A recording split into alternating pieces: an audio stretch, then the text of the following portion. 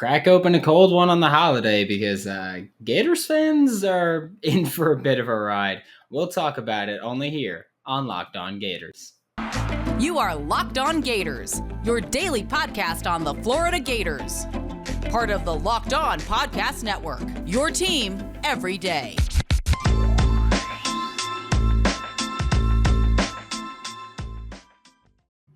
Hello, and welcome back to another episode of Locked On Gators, part of the Locked On Podcast Network, your team every day. Thanks for making Locked On Gators your first listen of the day. We are available daily and free wherever you listen to the podcast. I'd like to thank LinkedIn Jobs for being the official college football recruiting sponsor across the Locked On College Network. LinkedIn Jobs helps you find the candidates you want to talk to faster. Post your jobs for free at linkedin.com/LockedOnCollege. Terms and conditions apply.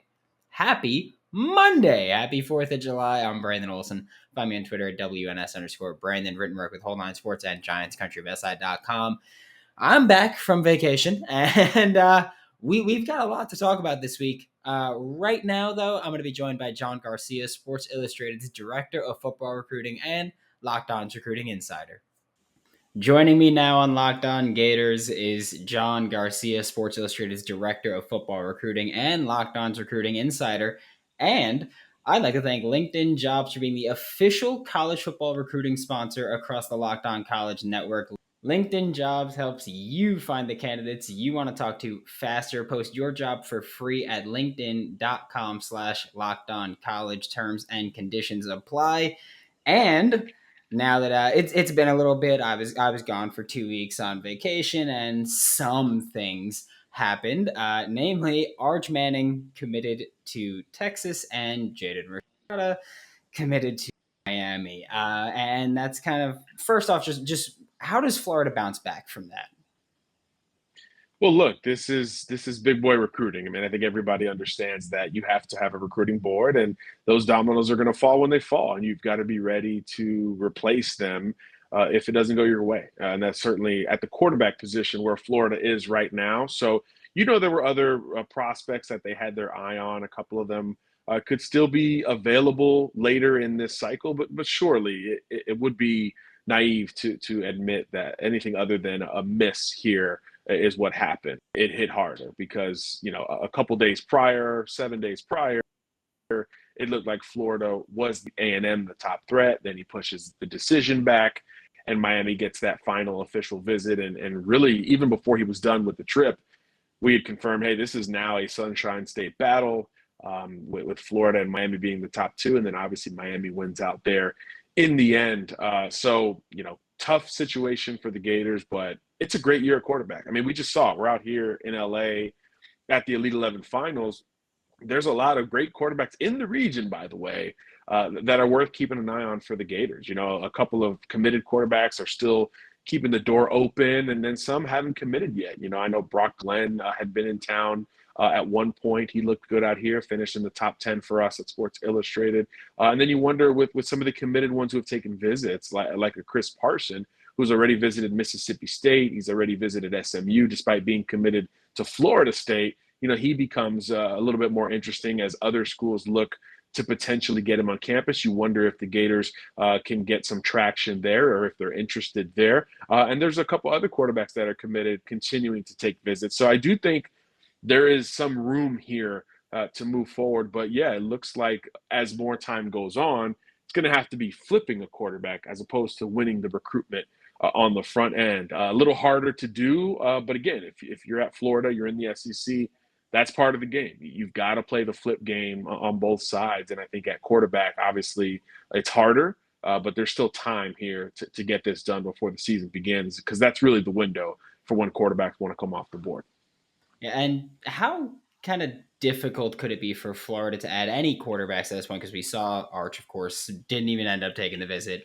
Jaden went to Miami. How difficult could it be for Florida to kind of nail these quarterback recruits in without someone on staff that's really an established quarterback developer? Like, we don't have someone where you go, well, we don't have Jimbo, where it's like, well, I get quarterbacks into the NFL. So how difficult is that for Florida?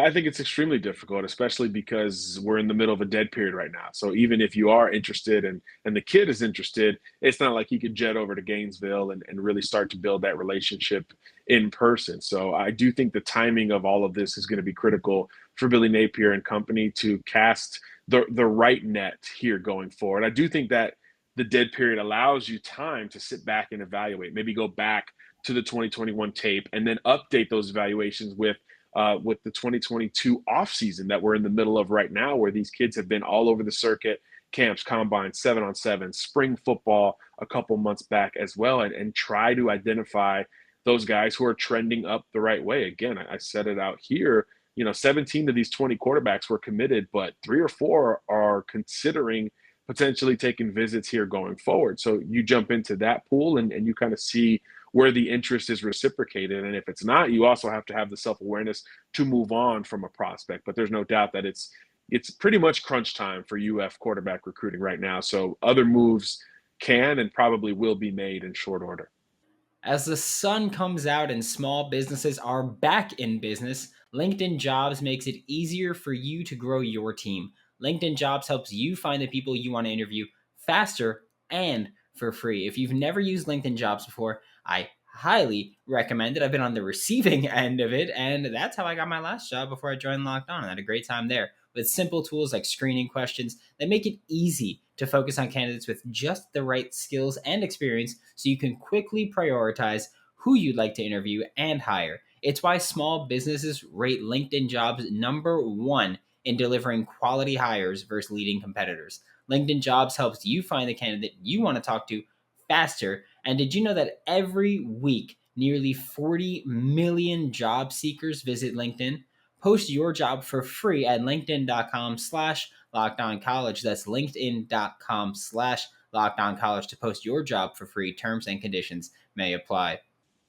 And now, just flipping over to the rest of the mayhem that was the past 2 weeks for Florida football. The public perception and the national perception is Florida is getting absolutely, I know the Twitter phrase is getting stuffed in a locker on the recruiting trail right now. But in reality, within a week, Florida added 4 4-star players, including one flip because Isaiah Nixon was a Central Florida commit, Sharif Denson, Jacksonville, and Gavin Hall now. They're also in on more players than that previously. Like, we wouldn't have had a visit even coming from Florida. So what kind of goes into recruiting in terms of how the public perception, the national perception is Florida's floundering and to what's actually happening? Yeah, I think that whole Florida floundering thing just had to do mainly with Rashada. I think that was more of an isolated case. Everyone knows, look, you got to get a quarterback in this class, and there was so much traction. 2 visits in 10 days, including an official before that early commitment date of June 18th. So at that point, there was such an expectation that Florida was probably going to solve, the biggest question mark of the entire offseason. So then when that doesn't happen, it almost doesn't matter what else happens, right? You can get a Sharif Denson who a lot of people thought A&M had traction for. You can go flip a UCF commitment who's very good, by the way. You could bring in a local blue chip recruit like a Gavin Hall. But again, if it's not the quarterback, it's just this kind of thing that's it's unsatisfied almost. And that's not true. The perception says that, but it's not always the reality. And I think that's a good reminder for Gators fans at this point. The defensive recruiting looks good. I think even with the targets that have yet to make decisions and here going forward, you feel better about the defensive targets in general, right? I mean, the Osceola trio that's coming off the board in July, you're going to factor in for them extremely heavily. Obviously, Cormani McLean is still out there. I mean, there's a lot of defensive traction potentially ahead for UF. It's more about that quarterback position, though, when you talk about perception. So I think answering some of those questions will start to reverse that to a degree. But overall, things are looking pretty solid for the Gators heading into July, where it's going to be really busy. A lot of kids are coming off the board kind of all over the field. So you wonder, where Florida will pick up some nice perceptional wins on the trail in the process. Yeah, and the next big thing with Florida recruiting recently has been NIL. Florida, we were one of the first ones to open up the Gator Collective, with that being one of the first, of course, collectives, obviously, where people can help Florida be contenders and competitors in the NIL space, then so far Florida has fallen quite behind compared to other schools. And then now things are getting messy with the lawyers just getting into Twitter beefs over here and maybe admitting recruiting violations somewhere along the way. So what can Florida kind of do to keep up in this NIL space? Just kind of stay honest and keep their head to the ground. Obviously, the NIL stuff with Rashada was a mess. I think there's really no other way to put it. Nobody benefits from anything like that. And we saw Jaden out here. I mean, the stress he had that he was carrying day one, you could feel it. You could see it in his body language, and that's not fair to him. Of course, they've denied any involvement in that regard. So I just think there was a lot of irresponsibility on all sides, whether it's the folks who were quoted or the folks doing the quoting who do take some of this responsibility in my mind. Just kind of a mess. But again, you go back to perception, right? That's what you talked about earlier. Perception gets affected by that, especially, I mean, my gosh, if you're on social media as a Gator fan, it's like you're getting attacked right now. So that stuff will all die down. And I do think overall the Gator Collective's longstanding group, tenure will start to correct itself after this kind of damage control phase is behind them, which I do think comes sooner rather than later. So I do think that Florida is going to be able to hang with the big boys in this conversation. We just saw, I believe, on Thursday, a reinvestment into the football funding department. So it's kind of, rolling up in all angles right now in Gainesville. So it's just a matter of securing all those funds and getting those implemented and organized. And then you move forward with kind of a, no pun intended, a collective approach to doing it the right way. But I think that's the key for everyone right now. There's a whole lot of conversation about the negatives of NIL, especially as it pertains to recruiting. So I just think keeping your head above water at this moment is probably as critical as anything else. And I just out of curiosity, I'm not even sure if you would know this, but I figured I'd throw it out there because it just came to my head. But do you know what the punishment would be if the Rashada claims were true, and strictly in terms of Florida's side of things? I'm not so sure. I think when you talk about what the NCAA is going to do relative to one school versus the next, it could be a totally different punishment, even if the case is similar and has precedent otherwise. So I do think that, trusting the NCAA in any way, shape, or form when it regards to punishment or timing, that's like their two weakest, elements going forward. So yeah, I mean, there's elsewhere in the SEC, you're seeing a lot going into the weekend as well about this at a certain school and college station. So I don't expect a whole lot of resolution one way or the other with these claims, especially because, again, whether the journalism was responsible or not remains to be seen. But it was a one source story. So it was really not vetted well or corroborated otherwise. And I do think that kind of keeps everything neutral before it becomes a bigger issue. So unless other folks start to step forward, it's pretty hard to peg everything from one person's opinion, especially when it sounds like there was an agenda at play there, which I think is fair to say. I think the Florida Gators will win 7 games this season, 6 games this season. Right now on BetOnline, the Gators win total is set at 6.5. So I think it's going to be a good year. Bet the over. I think it's going to be a bad year. Bet the under. Simple as that. BetOnline.net is your number one source for all your betting needs and sports information. I've been using BetOnline for years now. We're coming up on 6 years now, actually. It's been a long time. We've been in this for a long time together. And it's got so much, not just football, not just basketball, baseball, not even just sports. You can bet on reality TV, award shows, politics. The stock market you could bet on, which just bet that's going to go down. That's all you got to do. Head to the website today or use your mobile device to learn all about the trends and action. Check out BetOnline. It's where the game starts. And now to wrap up today's show, we're talking a bit more about specifics here, and that is that there is one big offensive lineman that we love here, and he is announcing his commitment. This is coming out Monday. We're recording Friday, so he's committing today, essentially, for when you're listening to this. But Francis Maligo, IMG Academy, what is the latest on him from your front?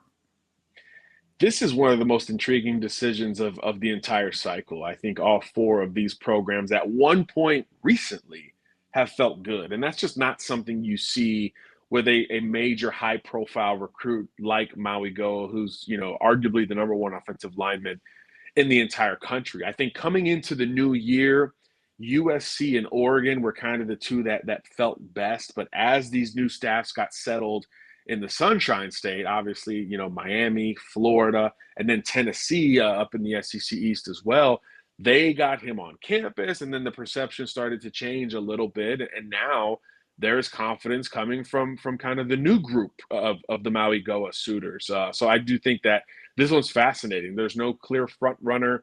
I've seen buzz from Miami in the last week. Tennessee's the last phone call I got on this kid. So this thing has really pushed in different directions. Obviously, is at IMG Academy, where Florida has made up some ground here lately, which is certainly a relief for that UF fan base. But yeah, I mean, he's liking what he's seeing in Gainesville as well. He's taken, I believe, 2 or 3 trips this year up there alone, obviously the closest school there to IMG Academy. So again, at different points this year already, we've seen Francis kind of lean in to one of these programs. At the very beginning of this, I was told, hey, going to be tough to beat USC here. He knows those coaches best because all of them were recruiting him at their other schools, and then they all came to USC with Lincoln Riley. So I do think that that West Coast hometown or home feel option will resonate with Maui Goa. But all the recent buzz I'm hearing, Brandon, is more with these 3 schools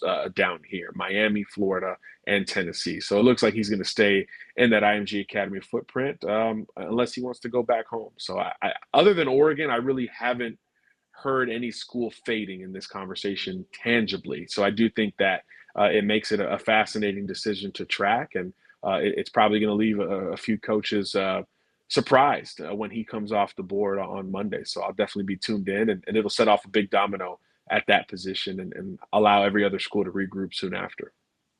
Anyone but Miami. That's where I'm just anyone but Miami. And then now flipping to the defensive side, Florida in the past week or so, they missed out on Grayson Pup-Howard. They missed out on Samuel Mosigo. And I mean, it's starting to look a little thin at linebacker for Florida here. And so who are some of the better linebackers still reasonably even available for Florida? Well, certainly Malik Bryant is the beginning of that conversation, right? Obviously coming off the board July 23rd. So we're getting into the crunch time hours there. And kind of like Maui Goa, this thing has shifted, right? Florida has been the constant. I think Alabama became kind of the top contender to Florida. But since then, both Miami and USC have grown in their own confidence for him. So I do think that his decision will be quite fascinating. He's got as much versatility as any linebacker that we'll talk about today, whether he's a pass rusher or an off-ball backer like we saw last year at IMG Academy, to bring it back to that school, although he's since left. So that one, I think, especially with the true Central Florida ties, that one might mean the most for the Gators, but there's certainly some other prospects out there. I would be curious to see if Florida starts to ramp up interest in Lewis Carter at Tampa Catholic, another versatile linebacker who's more of a linebacker safety hybrid as opposed to a pass rusher hybrid. So I do think that you're going to see some variance in the types of targets that UF goes after at the position. But it's also one of those, Brandon, where the urgency isn't quite like it is at quarterback, right? I mean, there are some linebackers coming off the board, but that's one of those where you can play a little bit patient and see who rises at the back end of this offseason and into their senior seasons. It's one that you don't have to press for at a given point. You still certainly want Bryant to pick the Gators on the 23rd if you're UF, but it is not the same sky is falling feeling as it is when Jaden Rashada picks Miami over UF there in the end. All right, and that's it for today. We're going to have you back next week or maybe later this week. Who even knows at this point? We'll just figure it out, but thanks for coming on, John. Make sure to catch him with Sports Illustrated. He's the director of football recruiting and Locked On's recruiting insider, and find him on Twitter at JohnGarcia_JR. Thanks for having me, boss. Thanks again for making Locked On Gators your first listen of the day every day. We are available daily and free wherever you listen to podcasts. And we're back we will be back tomorrow to talk more about recruiting and just what's going on with the Florida Gators program. But thanks for sticking through my vacation. And it's over now. I'm back home and we're going to have some fun with it. Now make your second listen. Locked On SEC. Chris Gordy of Sports 790 does a fantastic job of covering every SEC school, including your Florida Gators. For Locked On Gators, I'm Brandon Olson. Don't forget to follow me on Twitter at WNS_Brandon. Find my written work with Whole Nine Sports. That is WHOLENINE Sports and GiantsCountryofSI.com. And I will see you all tomorrow.